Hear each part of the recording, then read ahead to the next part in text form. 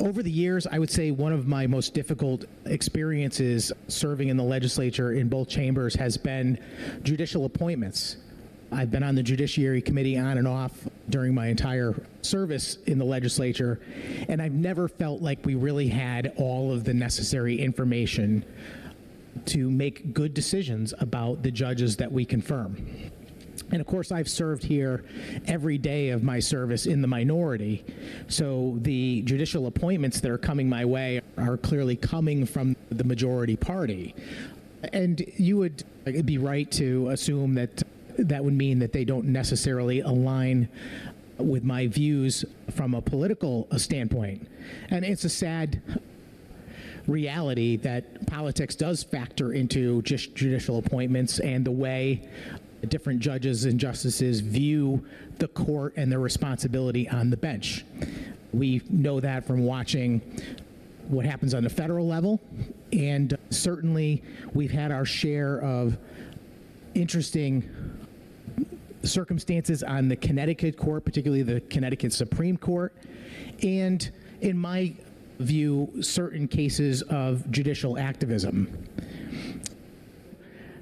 I rise to express my desire not to support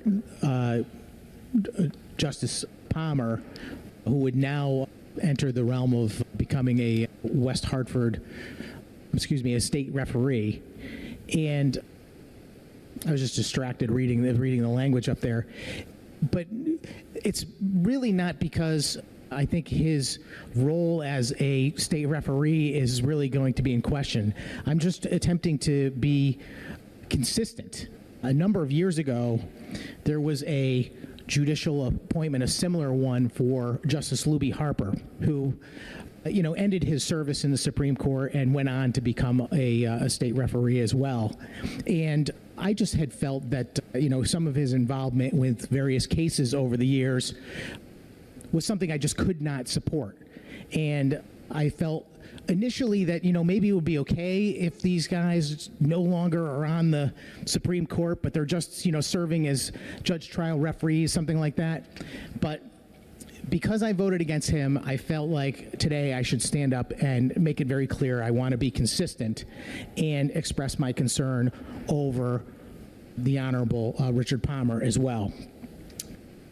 I certainly concur with my good friend Senator Kissel on the recent developments regarding the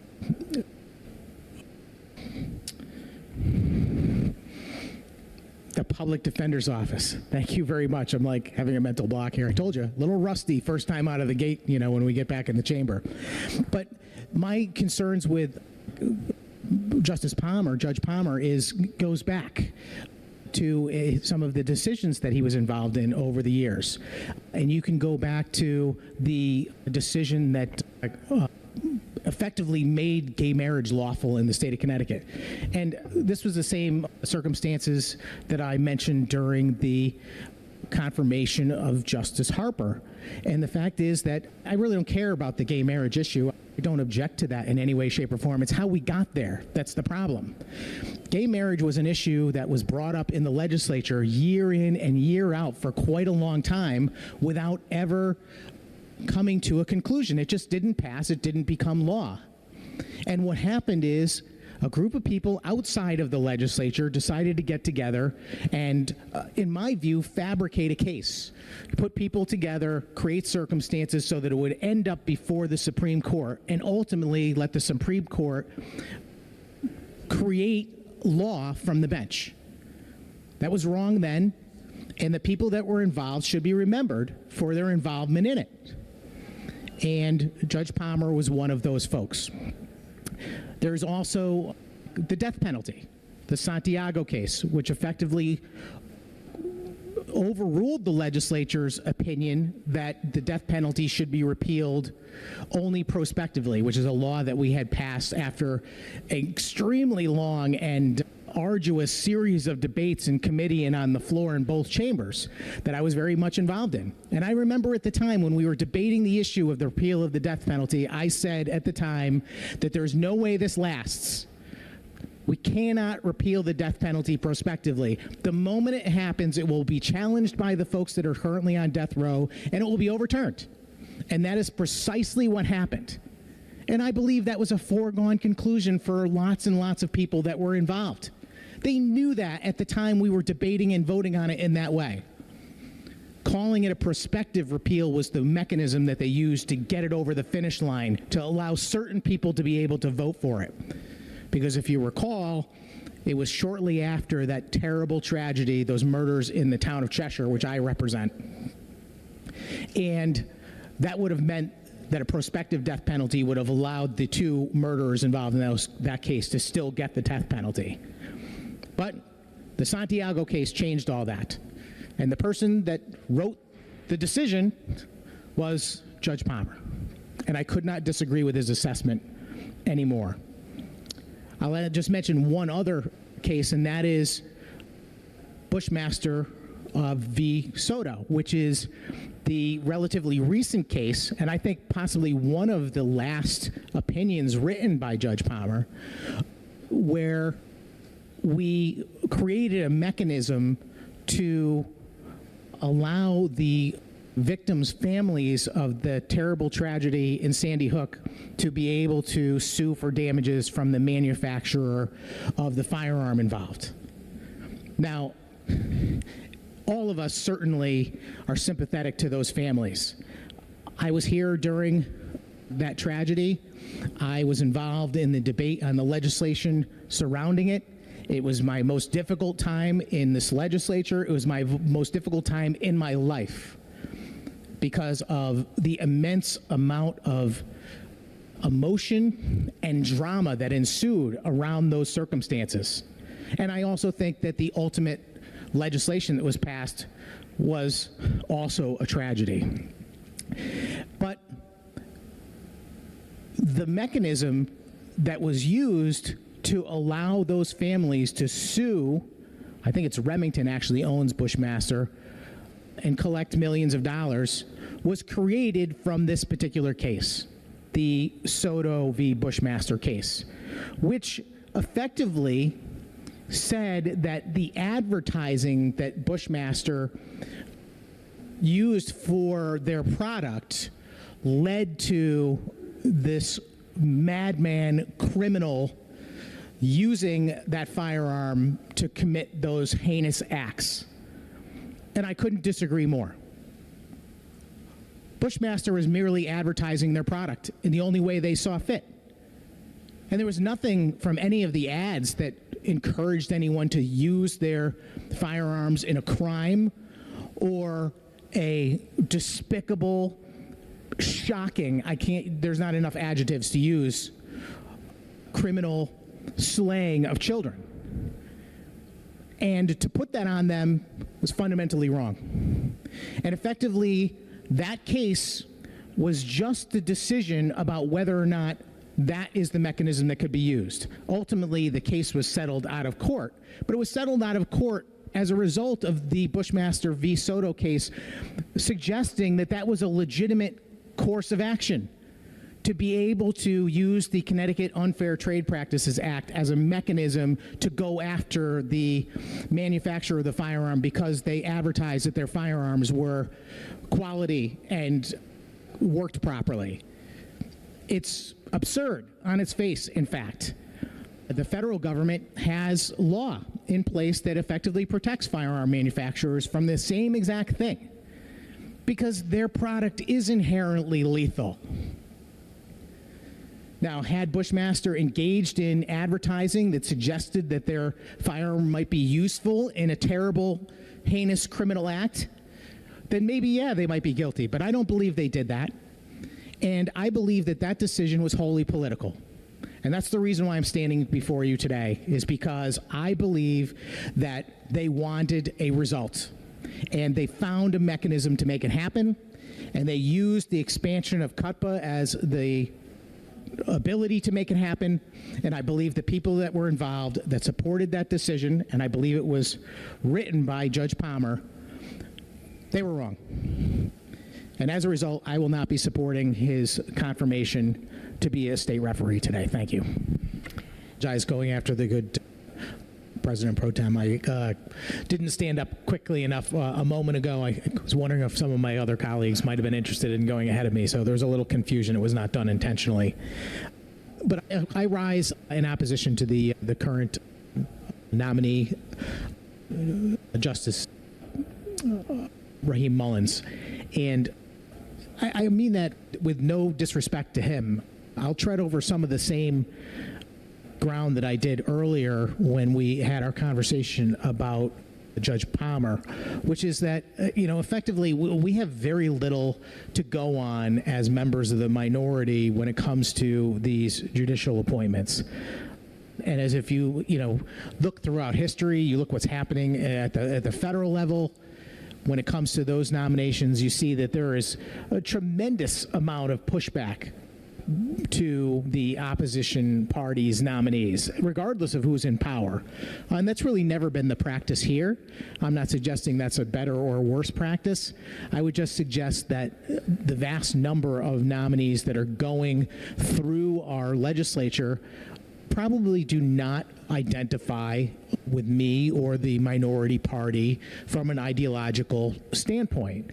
But sometimes it's hard to pinpoint where that information lies, or to have something to specifically point out to say, here is an example where this person clearly disagrees on perspective.